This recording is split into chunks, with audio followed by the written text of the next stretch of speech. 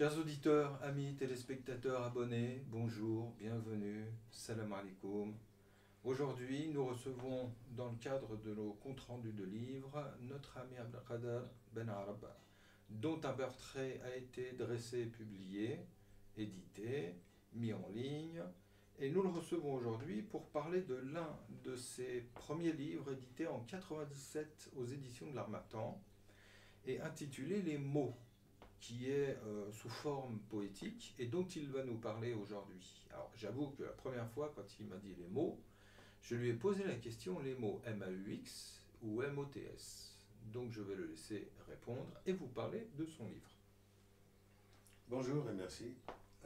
Oui, donc c'est un recueil de poèmes que j'ai écrit dans les années 97, je crois, 1997, et qui se rattache à mon premier essai, celui de l'immigration. Parce que dans cet essai, dans ce poème, je veux dire, dans cette poésie, aussi il y a beaucoup de questions d'immigration, il est question surtout d'exil en fait. C'était une manière d'exprimer un peu cet exil, les affres de l'exil et la douleur que pouvait donc procurer le fait d'être loin de chez soi et d'être expatrié. Voilà un peu, si vous voulez, le thème général de ce livre, qui est donc les mots. Et dans lequel, enfin, on trouve...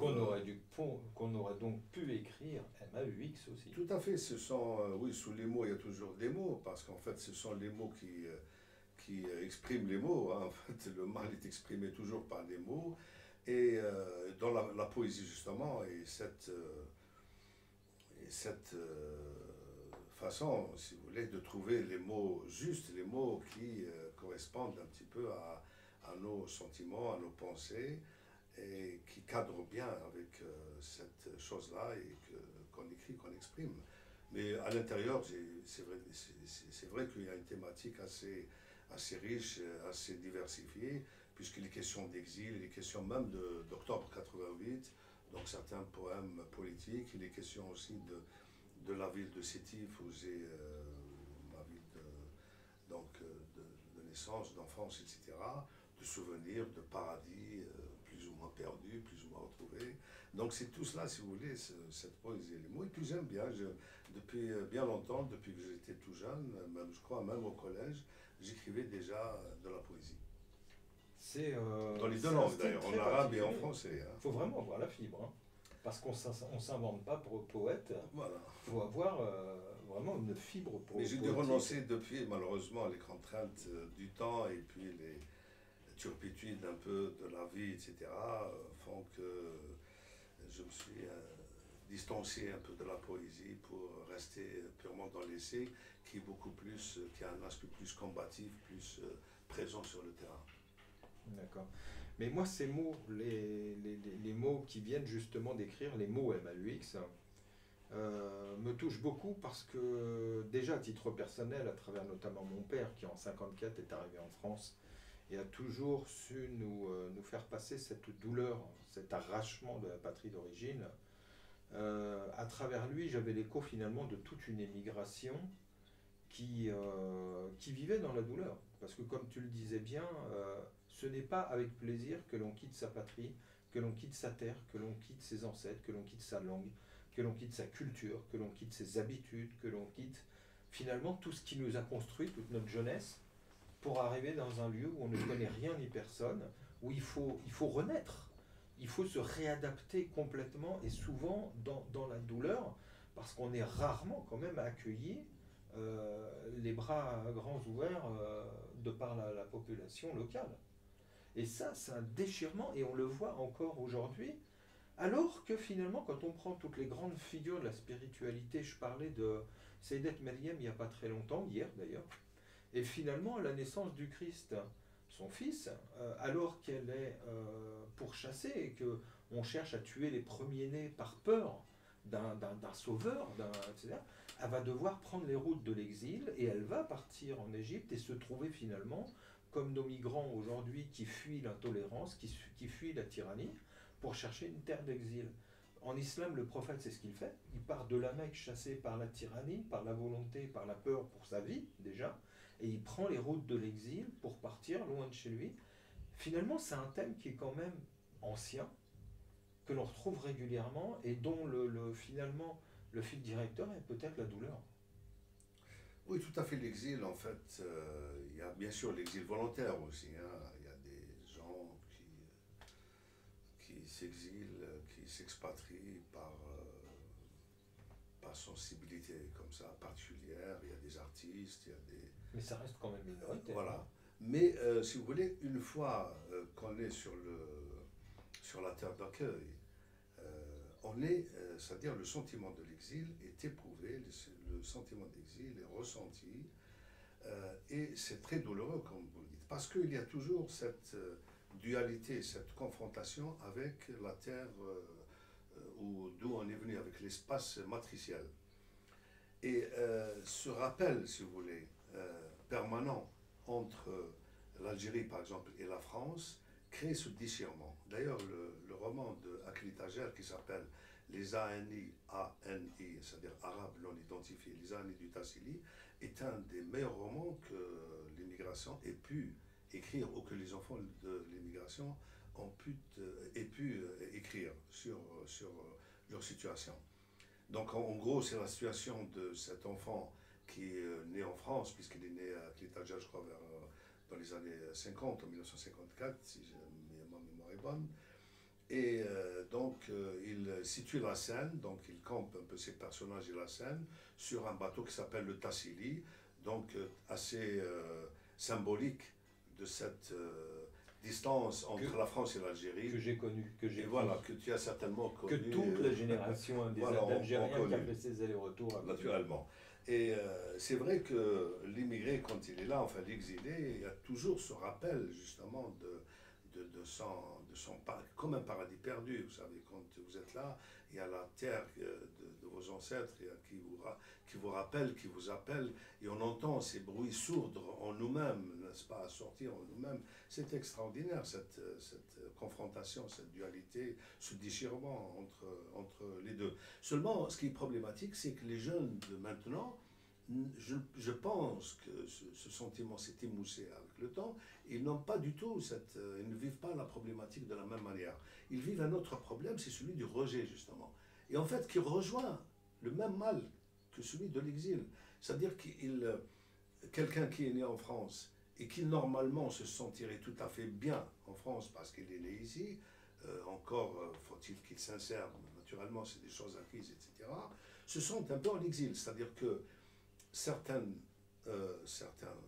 même les pouvoirs publics parfois, leur font sentir qu'ils ne sont pas chez eux. Ça, c'est un grave problème. Bien sûr. C'est vraiment un grave problème. Et qu'on ne peut pas nier, tu sais. Et les gens, et les jeunes, enfin ces jeunes-là, parfois se rabattent d'une manière, sans connaître vraiment leur pays d'origine, se rabattent sur des solutions de retour, etc. Voyez-vous.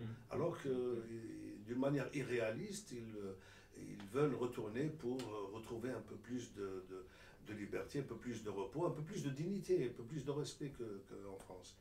Je crois que le combat, il faut le mener ici en France. C'est des gens qui sont nés ici. Moi, c'est une autre problématique. Ce n'est pas la même chose. Je ne suis pas né en France et je ne cherche pas, je veux dire, à rester indéfiniment en France, sauf pour des raisons professionnelles, etc. Mais les gens qui sont nés ici, je pense que il faut... Mais surtout qu'il y a un leurre. Hein. Moi, tu sais qu'il n'y a pas longtemps, un ami me racontait l'aventure de son cousin au Maroc. Et en fait, le type, il est parti d'une logique qui, évidemment, est toute fausse. C'est de se dire, les valeurs fondamentales qu'on pourrait appeler maqasid al-sharia en arabe, c'est-à-dire les fondements même de la législation islamique, c'est quoi? C'est la justice, c'est la liberté, c'est le respect, c'est la relation à Dieu, c'est toutes ces valeurs qui constituent l'être humain, le droit au bonheur, etc., etc. Et donc, qu'est-ce qu'il se dit? Il fait un cheminement intellectuel logique. Il se dit, donc, pour avoir ces valeurs-là, c'est en pays d'islam qu'on les trouvera le plus. Donc, puisque ici en France, on est quand même plus ou moins rejeté, et pour ça, je fais une parenthèse sur la dernière étude qui a été publiée c'est la Fondation Montaigne qui s'occupe généralement, tu sais, à travers des statistiques de voir l'état du pays, disait que pour un émigré, notamment musulman, il y a entre 4 et 7 fois moins de chances d'obtenir un travail ou un logement. Donc il y a bien discrimination. Eh bien, le type, qu'est-ce qu'il fait? Il prend femme, enfant en bagage et il repart au Maroc. Et il n'a pas tenu une année. Parce qu'en fait, il y a un leurre, si tu veux. Oui, C'est que entre l'islam, dans sa théorie, entre l'islam, dans ses grandes pages de gloire, qui a connu des phases extraordinaires, et des personnages et des grandes figures qui ont réellement incarné cet islam, l'islam de terrain et les musulmans, c'est quand même autre chose. Et il est parti là-bas, et au bout de même pas une année, il est revenu, mais complètement perdu, parce que finalement, il ne se sentait ni réellement bien accueilli ici, ni là-bas. Et ça, c'est quand même un problème fondamental pour nos jeunes d'aujourd'hui. Oui, c'est le cas de l'individu expatrié qui se sont rejetés ici, qui se sont rejetés en France. Bon, vous voyez un petit peu, on parlait des fois du cas, on évoquait le cas des personnes âgées qui sont à la retraite, le fameux débat sur les Chibani.